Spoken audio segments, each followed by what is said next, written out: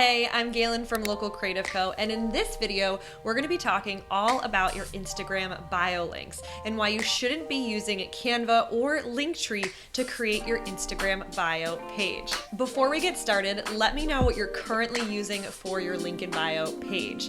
No judgment if you're already using Canva or Linktree, that's okay. Hopefully this video changes your mind, but I'd just like to take a quick poll and see where you're at.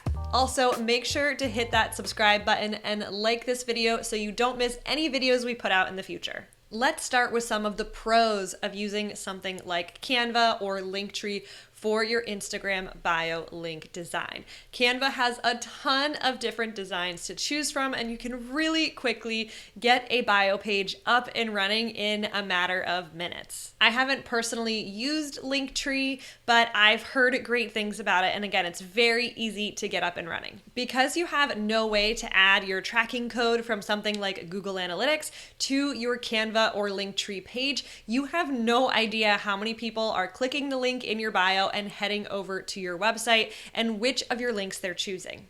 The best alternative to this is to actually add your link in bio page to your own website where you already have your Google Analytics tracking code installed, hopefully. If you haven't installed Google Analytics on your website yet, that's an entirely different video, but let me know in the comments if that's one you'd like to see. The first thing to know when you're creating a link in bio page on your own website is that you don't want it to show up in search engines. You actually want to hide this page from search engines because no one should be able to find it in search. The only way they should be able to get there is through your Instagram bio link. The second thing you should know is that because it doesn't have to be SEO friendly, you can still design your link in bio page in something like Canva and save each of the elements so you still get that really custom look without having to know any code. Canva has so many beautiful bio templates to choose from. I try to pick one that has some sort of main image and maybe a little bit of text at the top, followed by buttons below, because this is something that's going to be really easy to create on your actual website. You can start by choosing a design you like in Canva, adding your logo, or maybe some design elements and photos that fit with your brand.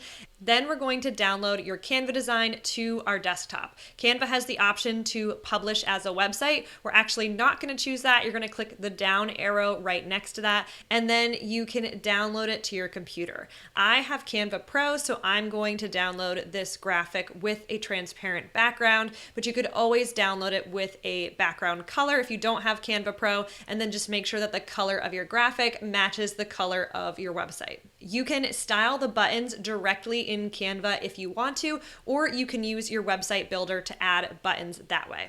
We're going to open up something like Preview on your computer, which is just the basic image editor that comes with your Mac. If you have a PC, you probably have something similar. And I like to crop out each individual image, as I mentioned earlier. So you're going to have one image for the main graphic at the top of your design, and then one image for each button.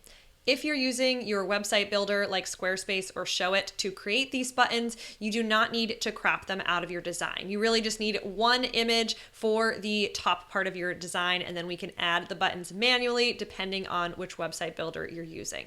The next step is to log into your website builder and go to the page that you created for your Instagram bio links. Remember to make sure that this page is hidden from search engines, and then you're going to add the different elements to your design. Now make sure that each button or image is linking to the right place, and even more importantly, make sure that this page looks great on mobile devices because most of your visitors are going to be clicking your Instagram bio link from their phones. Here's an example of my Instagram bio page. As you can see, the graphic at the top I created in Canva, and then the buttons below that I actually created inside of Squarespace. Since you stayed all the way to the end of this video, I've got a super quick bonus tip for you.